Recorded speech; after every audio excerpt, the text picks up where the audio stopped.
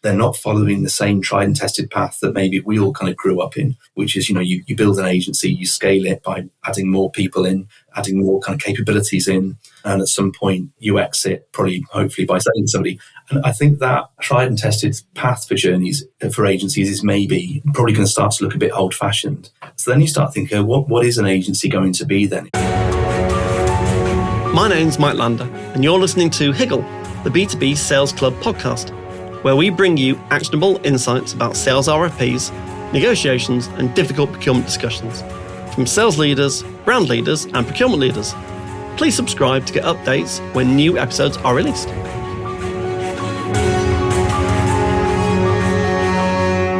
Tom, thanks ever so much for joining me on Higgle, the B2B Sales Club podcast. Great to have you as a guest. No, thanks very much for having me along. So, without further ado, Tom, who are you? What do you do? And what's your favourite song and why? Thank you very much. So my name's Tom Salmon. I'm one of the co-founders of Agency by Agency. And we are an intelligence platform and research and advisory service for agencies, agency advisors, anyone who's actually interested in the UK agency sector as a whole. So we've compiled the only comprehensive mapping of every agency in the UK, which I'm sure we'll kind of get into in a second. My background is agency leadership. I used to be managing director of an agency called Epiphany. For the last 5 years, I've been working with agencies to help them think about their strategy, their positioning, their operations, their efficiencies, their cultural, pretty much every part of running an agency. And throughout that whole time, normally when I start working with an agency, one of the first questions they ask is, how are we doing? Just how? Yes. Are we doing okay? Are we up? Are we down? Exactly. How do we compare? Exactly that question. And that's a really, really difficult question to answer robustly. Of course, you can answer it based on your experience and kind of the mood music in the room. But we wanted to develop something that allowed people to actually see exactly what was going on in the agency sector, the trends, the key movements, and what could we do as a sector to actually best support ourselves. Yep, very good. And also, you collect more than just what's at Companies House from memory? We do. Yeah, we do. So we attach lots of different data points. And once we found the agencies and categorised them according to our classification system, which in turn is based on how agencies describe themselves, we then bring in other data points to actually attach to that agency record. So yeah, it's beyond what we can find at Companies House. Brilliant. And what's your favourite song and why? This changes every single day. My first job after university was actually working in live music and promoting.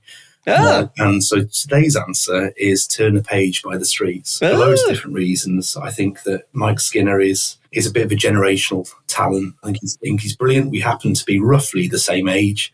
So yeah, all that good stuff. We actually put The Streets on twice, many, many years ago, and two of the best live shows that I've ever seen or been part of putting on. Brilliant, very good.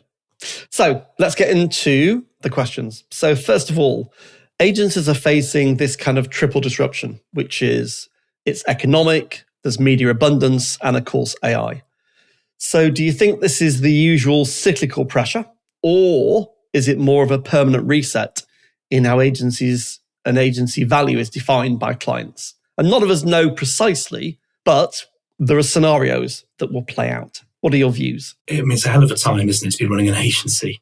You would hope that the economic side of that triple disruption is maybe we're coming out of it after, 10, 15 years of disruption. Although I think the Western economies of the world generally are probably going to have some struggle compared to where they have been over the last 50 to 100 years with, everything moving east. Exactly. Geopolitically.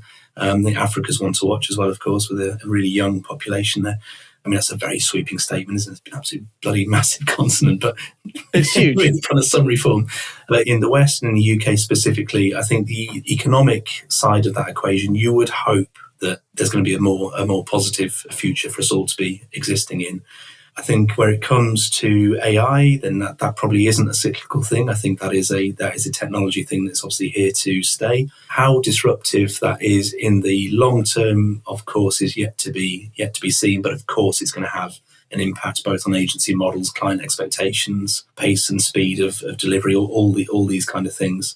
That's a big one. Media abundance, I think, is a really interesting one from that cyclical point of view. And when we talk about media abundance, what we're basically saying is that there's never been so much choice for a marketer to actually, in terms of where they place their bets, where they actually invest that marketing spend. And I think we've had 10 years, if not more now, of the promise of performance marketing. You know, every single thing is measurable. Everything can be attributed. You can measure things, and actually marketing as a scientific thing was definitely the premise of performance marketing, which was also the biggest land grab in marketing history, I think, pretending that brand suddenly wasn't performance marketing somehow.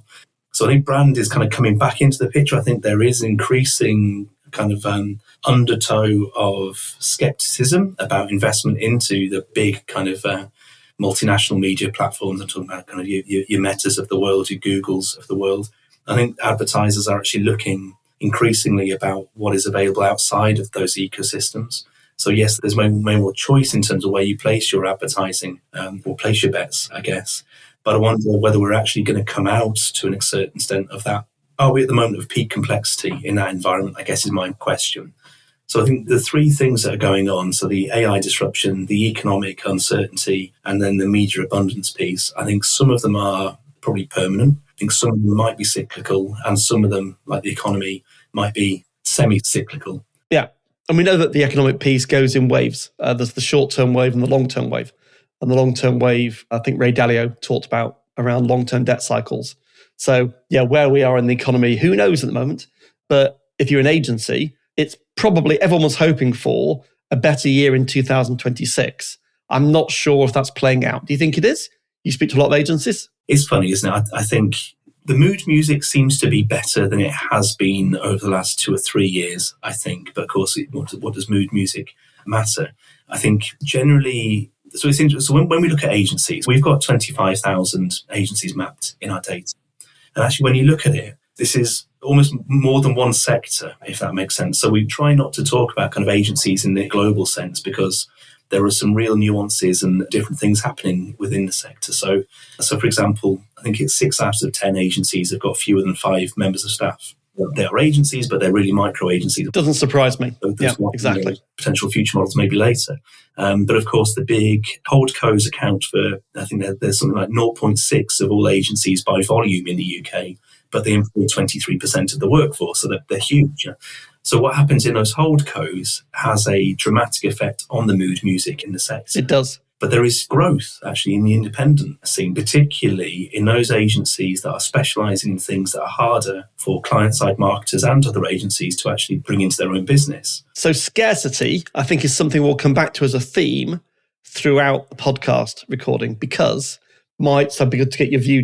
They're often rabbit holes, Tom. It's part of the fun. My view of why agencies existed in the first place is because of scarcity. The very reason that brands need agencies is because of scarce talent, scarce resources.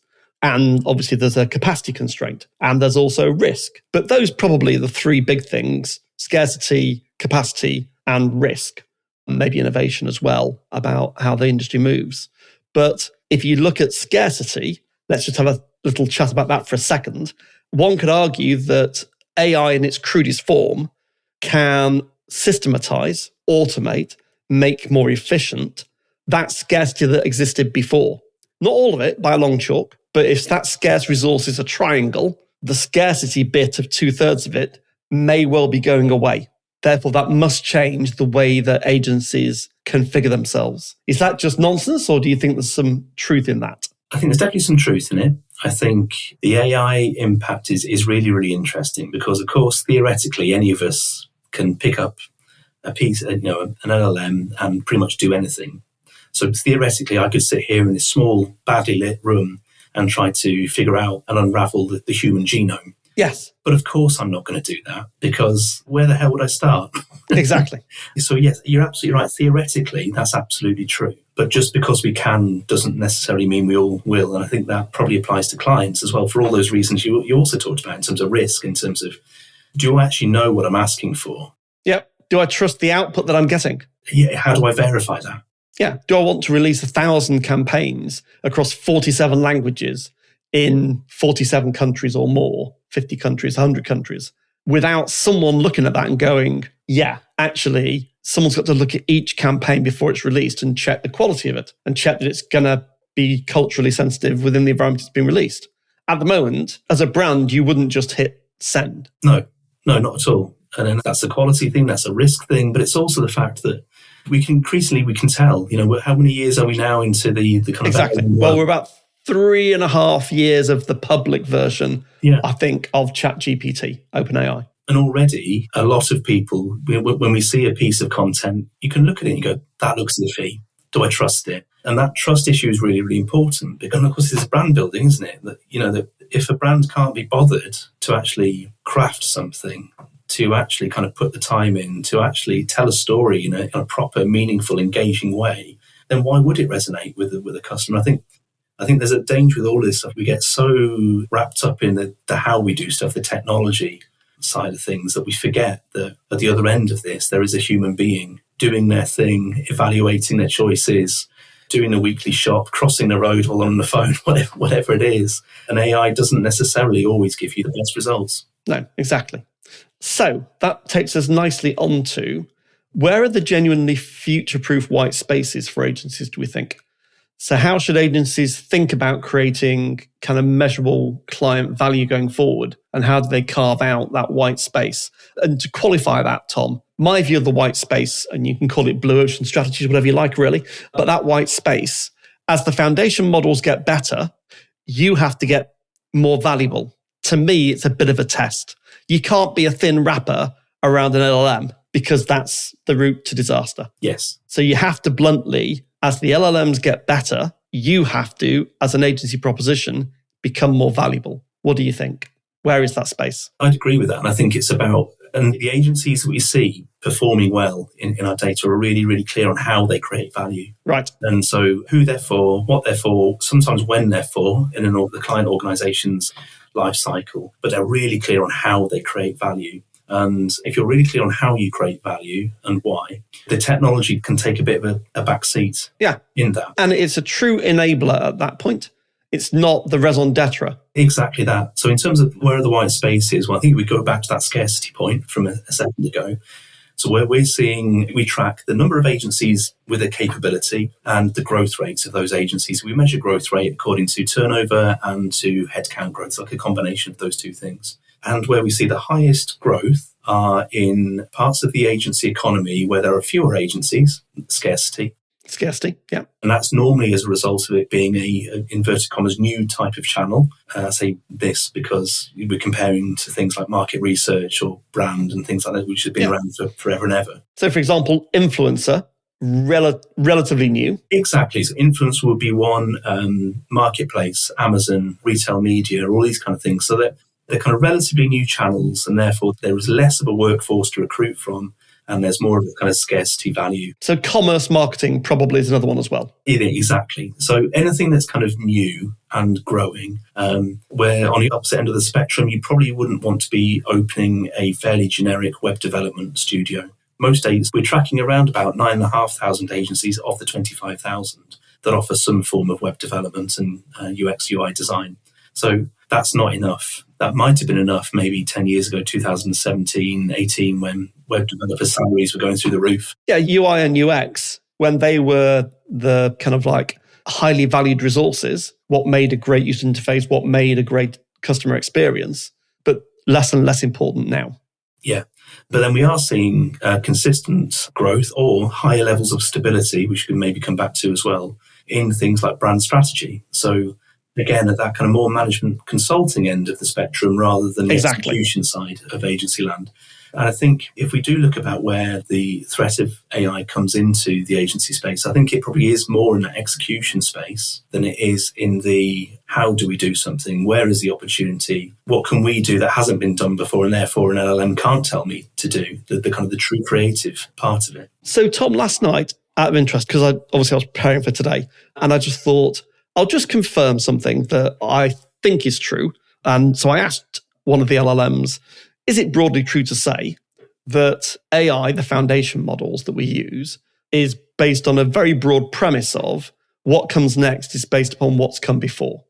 And at a very high level, and all of the AI people that are out there will be tearing this apart, at a very high level, broadly, that's broadly true. So I was with a very, very interesting guy the other day. We were talking about the future of agencies, etc. And he talks about, look, if you get AI to analyze and build a brand strategy campaign, it will do a very good job based upon all sorts of things. but broadly based upon what others have done before. It'll be very, very good, but it's unlikely to be breakthrough. Yeah. He said it won't spot the purple chair in the corner with a hamster on it that's doing something interesting, because it would filter that out. So, but that might be the very thing that actually triggers an emotion, like the Cadbury advert, for example, the gorilla advert. So I think what you're saying is there's still a huge amount of scope for that level of human level insight, creativity, unusual thinking. Yeah, there has to be, because if we follow that train of thought, Miseke, what AI enables is anyone to do anything. And that means that more stuff will be produced. And so we'll see more stuff on our social media feeds or served programmatically through audio. We'll just be bombarded with more stuff from more people. But looking quite similar. Yeah, exactly. It'll be beige, So yes, it will be beige. So therefore, to stand out, it might actually be that the Cadbury gorilla thinking actually comes back exactly right way, but it becomes more and more valuable because it's what is it that's going to stand out? What is it this brand actually needs that the LLM can't get its kind of hands around, because it's going to model things based on some sense of reliability because things have happened this way in the past. Because it's a probabilistic model based upon a bunch of nodes and networks. So none of us know, so anyone listening, none of us know the answer to this, but I'm going to ask Tom anyway, what the possible scenarios are. Does that mean from 25,000 agencies, there will be less in the next 5 years? What do you think? I think yes. And I say that with... So I will be proved wrong, of course, in 3 years' time when there's an eruption of innovation. I'm sure we both will. Exactly. Something will happen that we never knew about. Yeah. So what we can see in the data, so we also track agency birth rates, for want of a better expression. So how many new agencies are created every year? And obviously agencies are really good at creating other agencies. We get hacked off with the management of the one that we're working in. And we leave and do something else. Yeah, exactly. Or someone buys it and after the earn-out period is over, then you go again. Agencies are really good at creating agencies. But there are fewer agencies being created now than there have been almost for the last sort of 15, 20 years.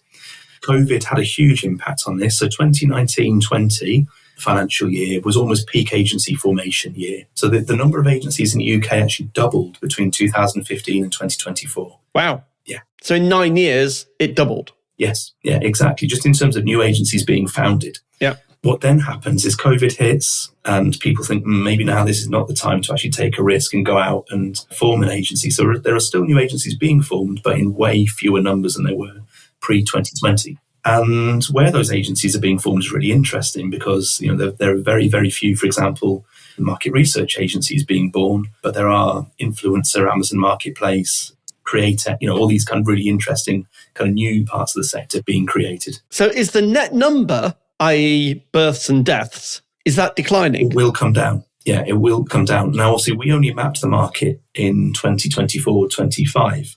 We are seeing some stability in that figure of around about 25,000 agencies over the last 2 years. But I think there are some consolidations. There is an argument to say that when agencies are being formed, they're not following the same tried and tested path that maybe we all kind of grew up in, which is, you build an agency, you scale it by adding more people in, adding more kind of capabilities in, and at some point you exit, probably hopefully by selling it to someone, selling to somebody. And I think that tried and tested path for agencies is maybe probably going to start to look a bit old-fashioned. So then you start thinking, what is an agency going to be then if it is more in this strategic thinking space and it's not about building headcount and scaling the business this way? What does that mean? It's not based upon production economics, bluntly. Precisely that, yeah. Yeah, precisely. Do you think they'll be called agencies? Yeah, really interesting. The language is definitely changing. So we're actually, one of the challenges we've got is no one had a definition of agency before. It didn't exist. So I can't claim to have found the precise definition, but we know an agency when we see it, if that makes sense. But we do have this really interesting grey area where we have to look at a business and go, is that an agency or not? And on a small scale, that can be, is that a freelancer or is that an agency? And it's relatively easy to tell the difference. As we grow out, though, as more agencies actually almost start to bring in like a SaaS or a subscription or some kind of platform element into their business, you start to go, are they still an agency at that point? And we say if they're still offering managed services to clients and there's a human in there, it's not a pure play SaaS thing, then yes, they are an agency. But that kind of greyness is definitely kind of increasing rather than decreasing. So are there going to be agencies? Yes, I think so. I think people will still want to employ human experts to help them solve a business challenge. And I don't think that'll change. But the shape of the business they employ to meet that challenge, I think we will see, or maybe recognise, because I think it's already there, we will recognise there's more and more diversity within it. So we're seeing a huge number of really great, really small, really specialist nano-agencies of maybe between sort of 2 and 10 people. And they are working with big grown-up clients. They are proper agencies doing fantastic work.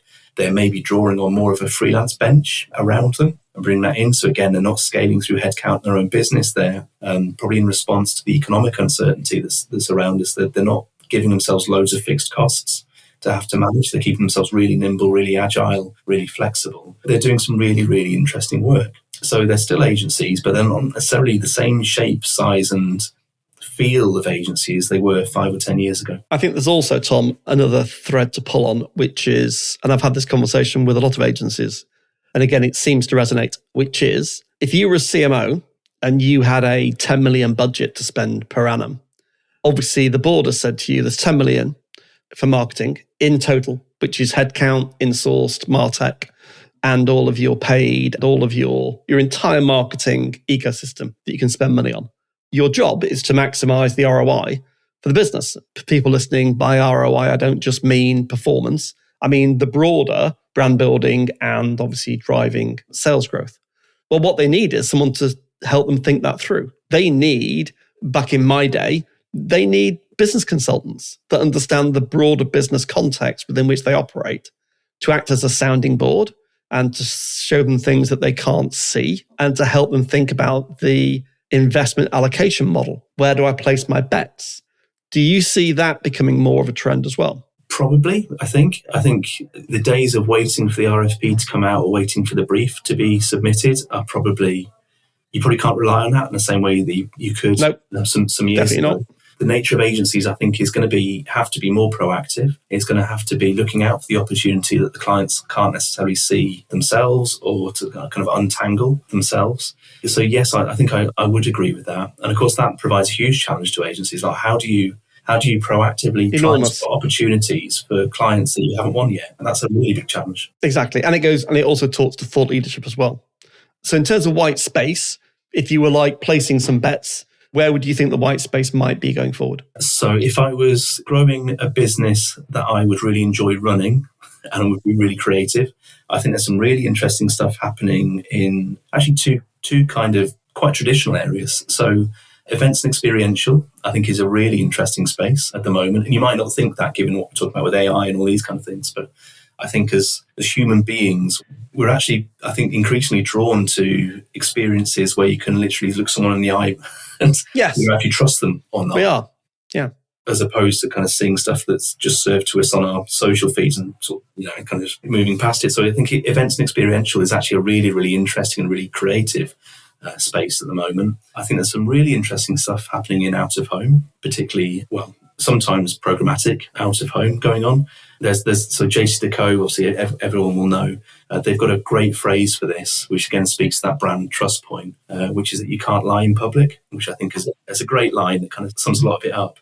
The other ones would be where you've got the ability to kind of mix different things, different capabilities together in different ways. So where you're looking at things like connected TV, but also really high quality creative, for example, or working more in kind of the media partnership space. I think that's a really, really interesting space at the moment. So I think anything that sort of pushes the creative and almost that kind of management consultancy side of it, the really strategic kind of in-depth thinking, without the reliance on building a business by scaling capacity or execution ability, I think that would be where I'd place my bet. I would go back to the point that you made, which is look for those moments of scarcity. Yes, exactly.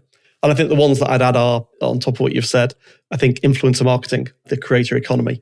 Brands are pushing into that now as well. So you can see where brands are spending on that. I would 100% agree with you on that. I probably answered that question with my own biases, which is that I'm actually not on social media myself.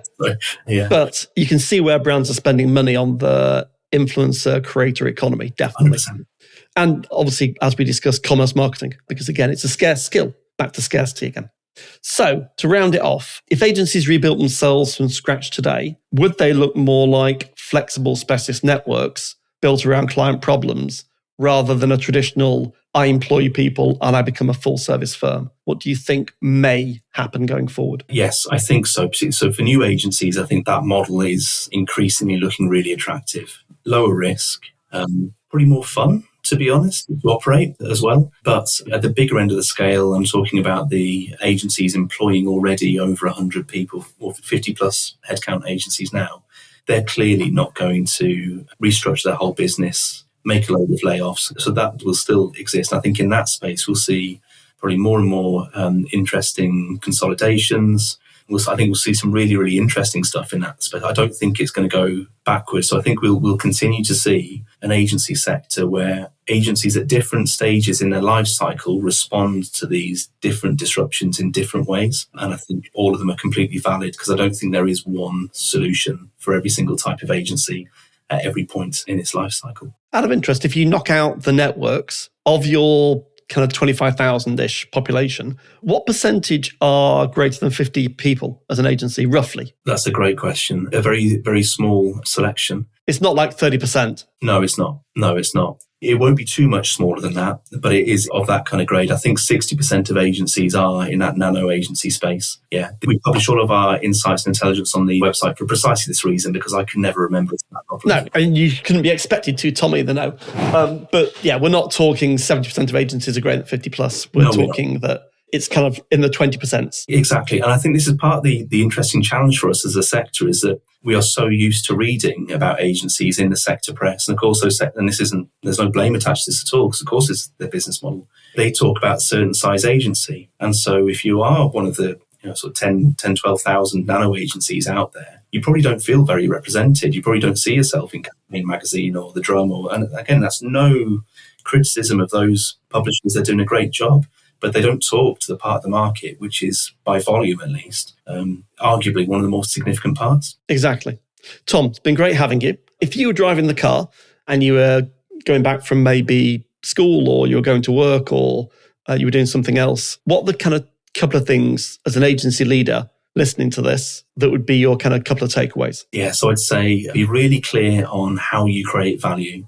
And that's a really, really simple question, but it can be incredibly difficult to answer. But I think answering it properly, bringing your clients into that question as well, and actually establishing from them about how they think you create value as an agency, because it might be different to how you think you do, is really, really key. And make it very tangible. I'd 100% endorse that. How do you create value, and what is that value? How do you measure it? Exactly. And then use that as the golden thread that runs through your business.